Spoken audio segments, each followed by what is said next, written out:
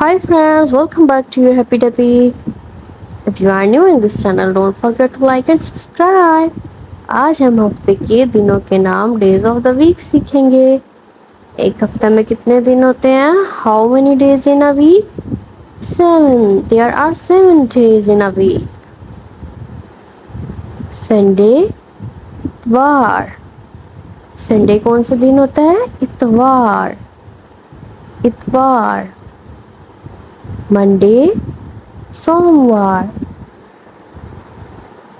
Monday, सोमवार।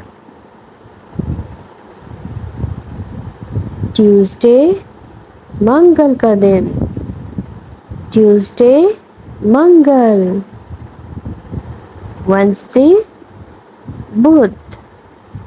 Wednesday, बुध।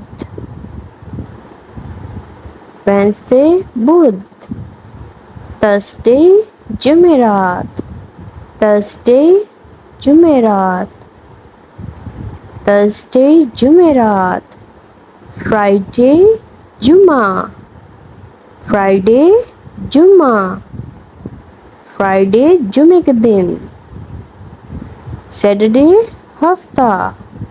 Saturday, हफ्ता। Saturday, हफ्ते का दिन। दोबारा पढ़ते हैं। Sunday, Monday, Tuesday, Wednesday, Thursday, Friday, Saturday. इतवार, सोमवार, मंगल, बुध, जुमेरात, जुमा, हफ्ता। Thanks for watching happy Debi.